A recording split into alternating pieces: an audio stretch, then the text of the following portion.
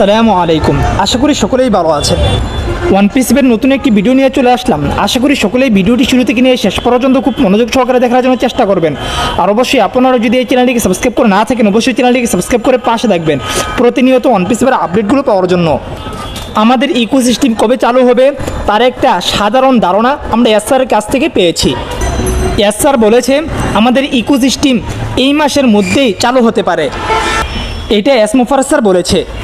আজকে তো হচ্ছে 27শে আগস্ট, আর মাত্র কয়েকদিন বাকি রয়েছে এই মাস শেষ হতে। যাই হোক, এসমোফার স্যার এটাও বলেছে যে যদি এই মাসে চালু না হয় তাহলে আগামী মাসে অবশ্যই চালু হবে, আর যদি আগামী মাসেও চালু না হয় তাহলে তার পরের মাসে অবশ্যই চালু হবে, এর মধ্যে কোনো সন্দেহ নেই। তবে এসমোফার স্যার বলেছে 3 মাস লাগবে না। এসমোফার স্যার বলেছে এই মাসে চালু হওয়ার সম্ভাবনা বেশি।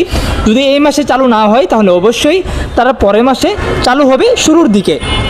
আর অবশ্যই যখন আমাদের ইকোসিস্টেম চালু হবে তখন আমরা খুবই গুরুত্বপূর্ণ অনেক কিছু দেখতে পাবো। এমনকি এসমোফার স্যার এটাও বলেছে যে ইকোসিস্টেম চালু হওয়ার পর আমাদের কাঙ্ক্ষিত অনেক কিছুই আমরা নাও দেখতে পারি, তবে সেইগুলো তার পরের মাসে যুক্ত হয়ে যাবে। এতটুকুই ছিল এসমোফার স্যারের কাছ থেকে মূল আপডেট। অবশ্যই অনেকেই হয়তো ভয় করছেন যে ওয়ান পিসে হয়তো চলে গেছে। এখানে ভয় পাওয়ার কোনো কারণ নেই।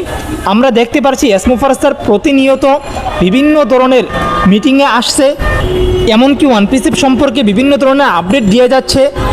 ওয়ান পিসি একটি রিয়েল কোম্পানি, অবশ্যই আপনারা সবাই এর উপর বিশ্বাস রাখুন। ওয়ান পিসি বর্তমানে আপনাদের কাছ থেকে যেই সময়টুকু নিচ্ছে অবশ্যই এই সময়টুকু আপনাদের কল্যাণের জন্যই নিচ্ছে, এমনকি ওয়ান পিসিকে উন্নত করার জন্যই নিচ্ছে। আমরা প্রত্যেকের নিজ নিজ স্থান থেকে দোয়া করব আমাদের কাঙ্ক্ষিত আমাদের স্বপ্নের ওয়ান পিসি যাতে খুব দ্রুত বাস্তবের ওয়ান পিসি হিসেবে পরিণত হয় এবং আমাদের কাঙ্ক্ষিত স্বপ্নগুলো ওয়ান পিসের মাধ্যমে যাতে আমরা পূরণ করতে পারি।